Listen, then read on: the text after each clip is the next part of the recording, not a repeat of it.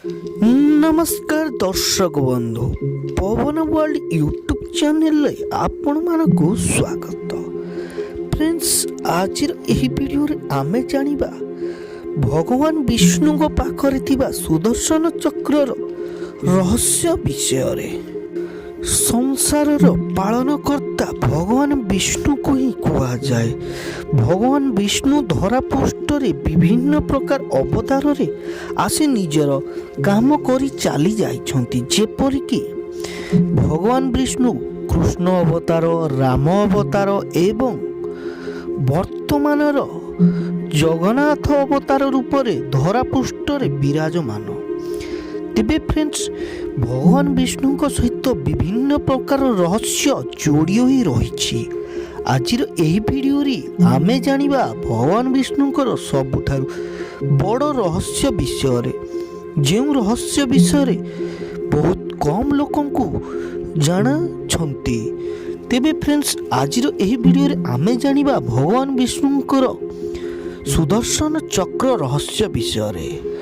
तेबे फ्रेंड्स आपण माने समय डेरी न करी वीडियोटी को संपूर्ण देखंतु एवं भगवान विष्णु को हाथ रे थिबा से सुदर्शन चक्र रहस्य विषय मध्य जानंतु एवं आपण आपणक फ्रेंड सहित ए वीडियोटी शेयर निश्चिंत करंतु। तेबे फ्रेंड्स चलंतु जानिबा भगवान विष्णु को हाथ रे थिबा सुदर्शन चक्र रहस्य विषय रे। तेबे कहा जाय कि भगवान विष्णु काशी जाई मणिकर्णिका पीठरे स्नान कर सारिया परे भगवान शिव को आराधना करिवार संकल्प नेइथिले एवं भगवान विष्णु 1000 गोटी स्वर्ण पद्म फूल आनिथिले।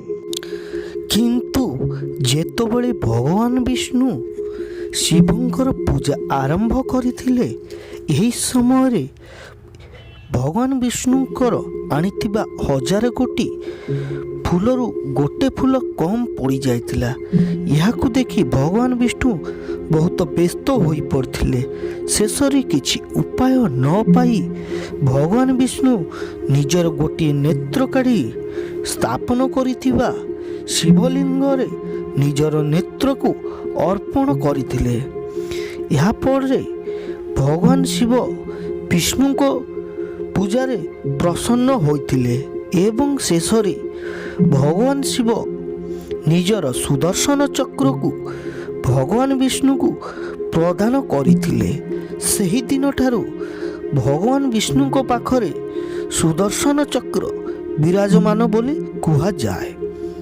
तेबे फ्रेंड्स आशा करू आमे आपण मानकू आज एही छोटिया वीडियोटी भल लगी।